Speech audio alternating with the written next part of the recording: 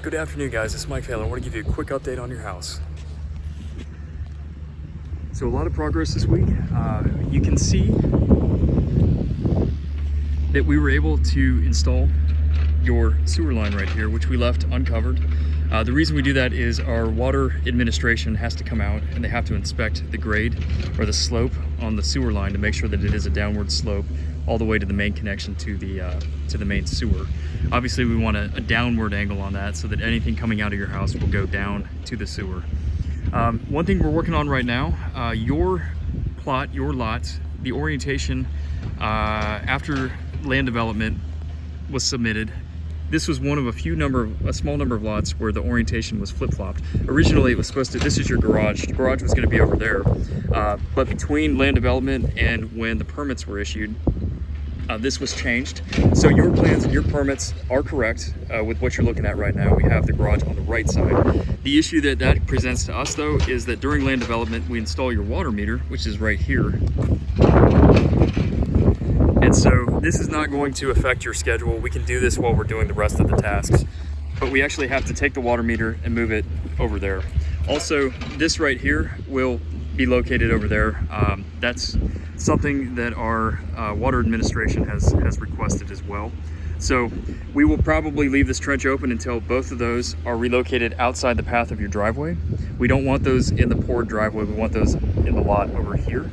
That is in the works. Hopefully have that done by next week. We do have a temporary electric pole and a meter on it, so that's good. Now the trades have power for their tools. That's the pedestal for the power. That's gonna be for your cable and data. That's gonna be the Spectrum box right there that they'll use to provide you TV, cable, and data inside your house. Now let's take a quick look at the foundation. We did submit the house for foundation inspection or foundation prep inspection on Monday, guys, and the team did a really good job. Things that we want to see, basically we'll pull out the plans and we will go line item by line item. Just there's detail by detail on the plans. We want to make sure that everything is what it should be. We want these pipes, we already talked about that black, it's called decoupling. That helps to accommodate expansion and contraction of the pipes in the concrete. Very minor amount of expansion and contraction, but if they're rigidly next to each other, it can actually cause the pipes to break. So that is good. It's applied around the pipes and it's above where the level of the foundation is going to be. That's the first thing that I look for. Next thing I'm looking for is the poly barrier, this blue barrier. It's a vapor barrier. We don't want water to be able to wick into the foundation from the ground. So we put this waterproof barrier over all of that, and it helps to prevent water or moisture from transferring into the foundation, which then can transfer into your flooring. So that's very important. In addition to that, any seams that we have, we want to seal continuously with this heavy duty butyl tape right here, the red tape. So as you look around, you'll see that at all of the seams on your poly vapor barrier. Also, wherever we have these penetrations, we put what are called diapers, and it's a square of that blue poly with a hole in the middle, and we put it right over those, and then we tape the edges of those squares to maintain that vapor barrier. And then where it goes around the pipes, we tape that as well with the butyl tape. You can see it better right there. So that helps to maintain that vapor barrier continuously under your poured concrete. Some other things we're looking at, these are called wet straps, guys, right here, these metal things, metal straps. We have the big ones, those are, they have all these alphanumeric designations. Those are STHD14s, and these are MSA straps or Massa straps. And basically the reason we call them wet straps is we actually put them into the concrete as we pour it.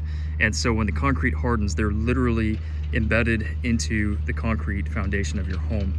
Why is that important? It's important because these are what hold the framing to the foundation. And it's all defined per plan. The spacing, all of that is required per plan. I also want to see this grid, what you're looking at there, it's called welded wire mesh.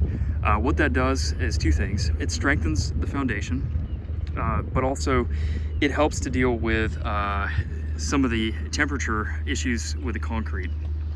I don't 100%, to be honest with you, understand the science behind it, but those are the two purposes of the welded wire concrete. For me, what I'm more concerned about is the integrity of the foundation, the strength of your foundation. So we want to see a few things. One, we want to see that where the different panels of the welded wire mesh overlap, we have at least 2 squares of overlap, and it looks like our team did a really good job of giving you about 3-4 times the overlap that they're required to. I'm never upset if they go above the requirement. I only get upset if they don't meet the requirement. Over here, these little dots that you're seeing, those are called welded wire chairs.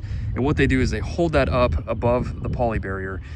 We want the welded wire mesh to be in the top third of your foundation. Your foundation has to be a minimum of 3.5 inches deep. And it has a PSI rating for the amount of weight that it has to be able to hold per square inch, the amount of pressure it has to be able to withstand. And so we want the welded wire mesh in the top third of the concrete. And the reason we want it in the top third is because after we pour your foundation, we'll cut what are called control joints in the top of your foundation. Concrete does two things, and you're gonna be like, what the heck when I tell you this? But it cracks. And when you hear that about your house, you're like, I don't want my concrete to crack.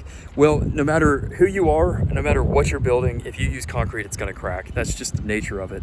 But what we do is we try to control where that cracking occurs. And by cutting what are called control joints, it helps to control where the cracking occurs. And when we're talking about cracking, guys, we're not talking about huge, enormous cracks.